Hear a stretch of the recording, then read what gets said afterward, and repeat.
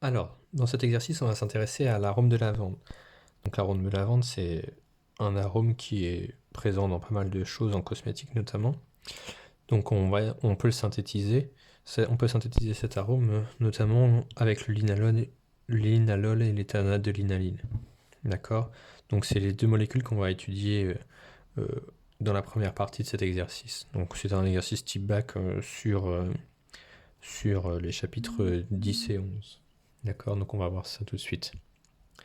Alors, première question. La molécule d'éthanol de linalyle possède-t-elle des atomes de carbone asymétriques? Donc justifiez les indiquer à l'aide d'un astérisque sur la formule topologique ci-dessus. Donc rappelez-vous, hein, carbone asymétrique, c'est un carbone qui est lié à 4 atomes ou 4 groupes d'atomes différents. Donc dans cette molécule-là, il faut voir s'il y a des carbones asymétriques. Donc on a plein de possibilités, d'accord? On va étudier à chaque fois chaque carbone. Donc si on regarde ici, le carbone est lié à une double liaison, donc forcément c'est pas asymétrique.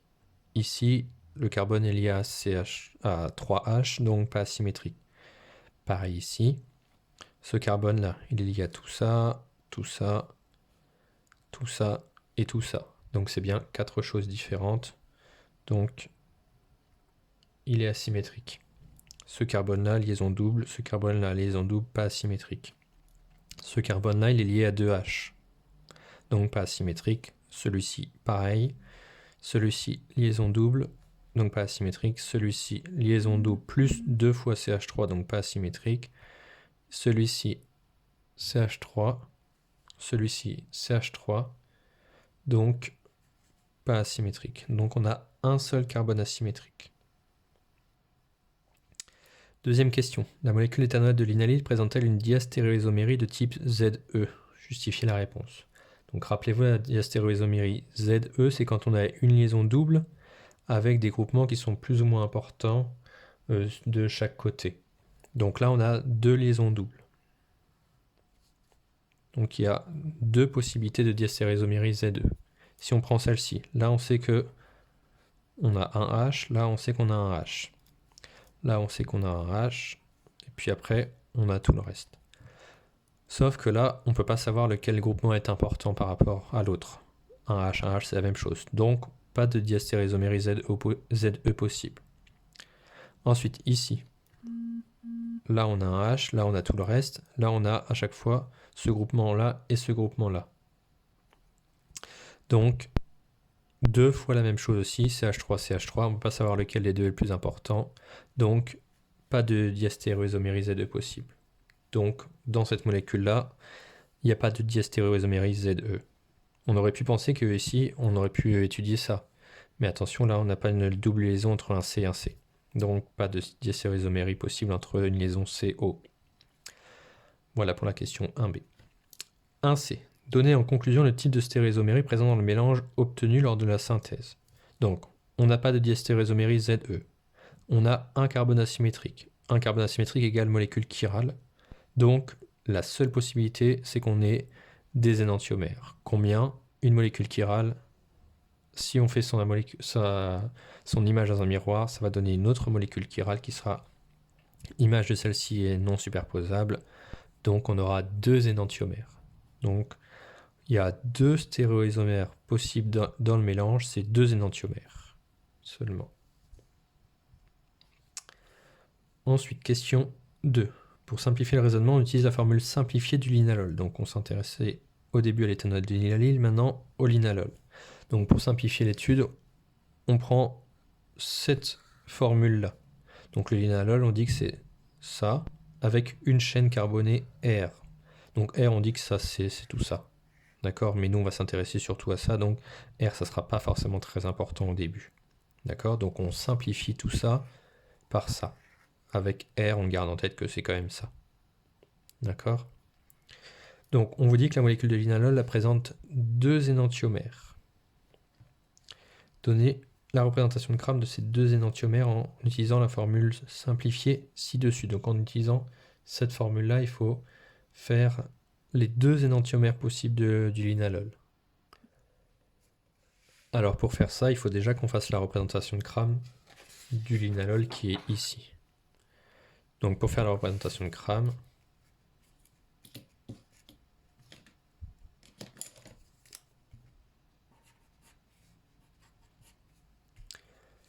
Donc j'ai mon carbone au centre, donc celui-ci. Après, je vais mettre le groupement R dans le plan. Et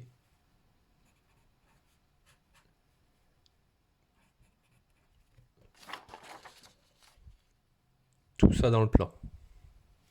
Après, il ne restera plus qu'à mettre la liaison COH et CCH3 vers l'avant ou vers l'arrière. Donc là, on choisit un.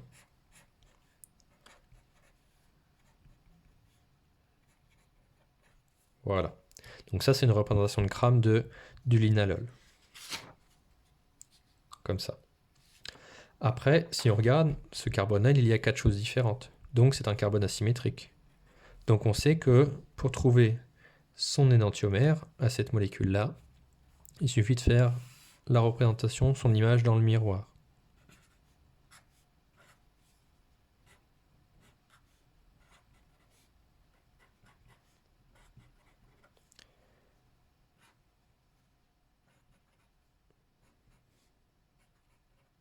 Si on fait la représentation de cette molécule-là dans un miroir, forcément, vu qu'on a une molécule chirale, on aura 2 énantiomères possibles pour la molécule de linalol. Voici les 2 énantiomères possibles. Alors ensuite, deuxième partie, on va s'intéresser à la synthèse du linalol en détail. Donc on vous donne les 6 étapes de la synthèse. D'accord? Donc là, on avait l'habitude d'avoir 3, 4 étapes, mais là on en a 6. D'accord? Donc c'est une synthèse qui est assez compliquée, c'est une réaction qui ne se fait pas simplement. Donc on a les 6 étapes. Et on vous demande d'associer aux étapes 3 et 5 de la synthèse, en justifiant votre choix, une catégorie de réaction parmi les catégories suivantes, donc les 3 types de réactions: élimination, substitution ou addition. Donc on a le choix de tout ça.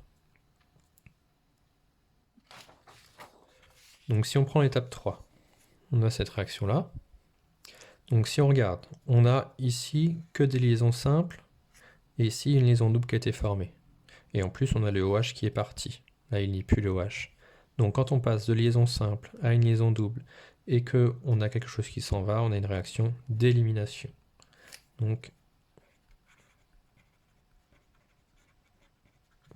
élimination pour l'étape numéro 3. Et pour l'étape numéro 5, donc si on prend l'étape numéro 5, on a 2 molécules qui sont assez semblables. La seule chose qui change, c'est qu'ici on a le groupement hydroxyle, là on a le groupement chloro. Donc on a remplacé le groupement OH par l'atome de chlore. Donc ça veut dire que le OH est parti, mais il n'est pas parti tout seul, on l'a remplacé. Donc quand on remplace quelque chose par un autre, sans changer au reste, c'est une réaction de substitution. Voilà pour les étapes 3 et 5. Deuxième question, on vous demande pour les étapes 4 et 5 de la synthèse, il faut dire si on a une modification de chaîne et ou de groupe caractéristique. Alors, l'étape 4, qu'est-ce qu'on a? Donc l'étape 4, on a cette molécule-là qui se transforme en cette molécule-là. On voit que le brome là est parti et il a fait place à tout ça. Ici, on a bien un carbone là. Donc ça veut dire que le brome, on l'a remplacé par un carbone en plus, plus la liaison OH. Donc le brome, on l'a remplacé par COH là, tout ça. Donc on a bien rajouté un carbone en plus. Donc là, on a une modification de chaîne.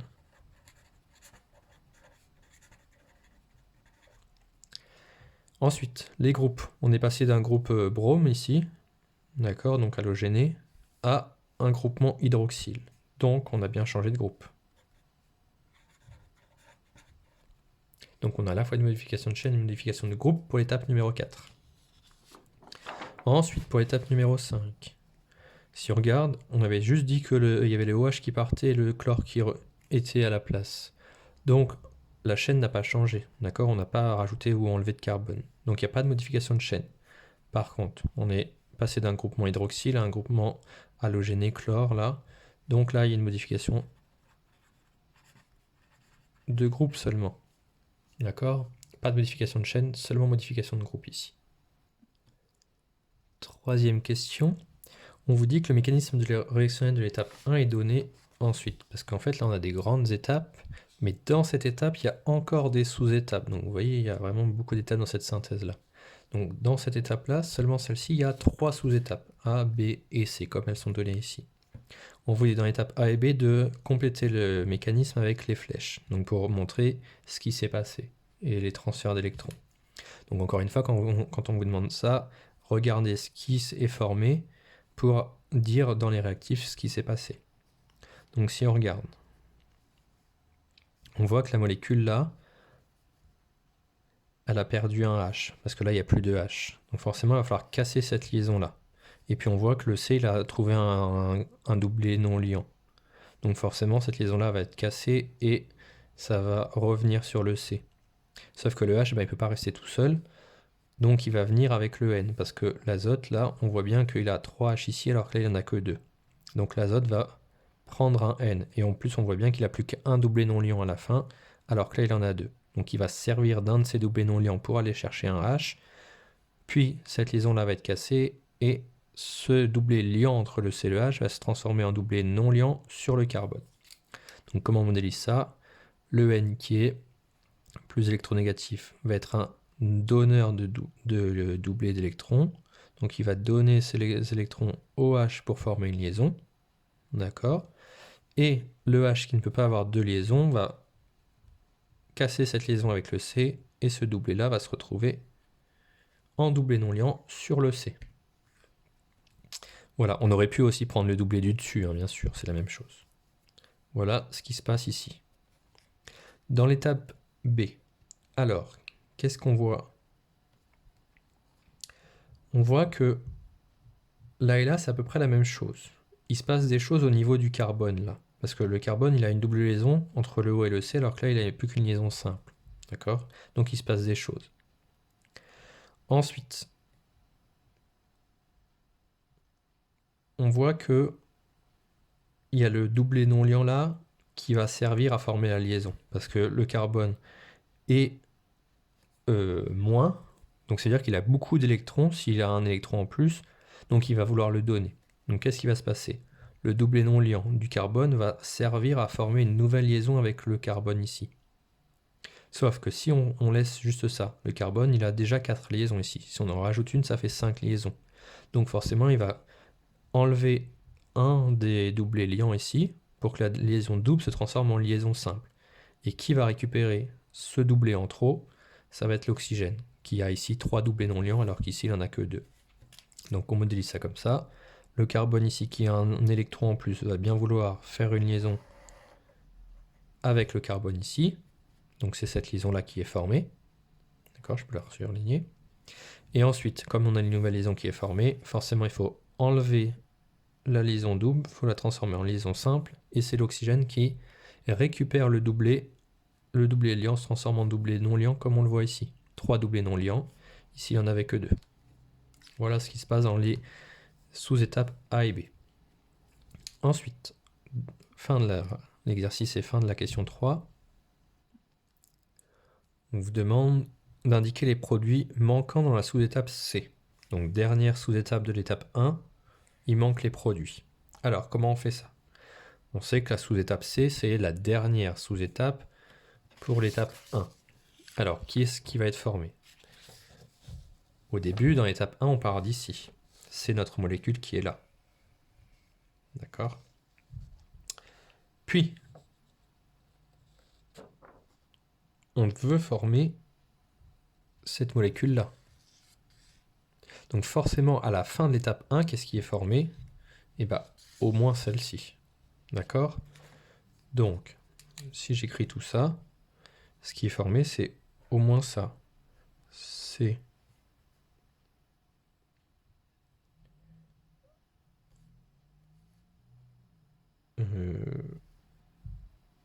OH, CH3, CH3, C, et la triple liaison avec CH. Voilà la molécule qui est là. D'accord? On a bien formé ça à la fin. On peut même écrire aussi ici HO parce que c'est plutôt le O qui est lié avec le C. D'accord? Donc on peut plutôt écrire HO, c'est un peu mieux. Donc voilà ça. Mais il y a encore une autre molécule. Alors comment on peut faire pour trouver l'autre molécule? Eh bien, on essaye d'équilibrer la réaction. On regarde ce qu'il y a en trop ici. Donc si on fait le compte, DC, il y en a 1, 2, 3, 4, 5. DH, il y en a 3 et 3, 6, 7, 8, 9, 10. DO, il y en a 1, 2.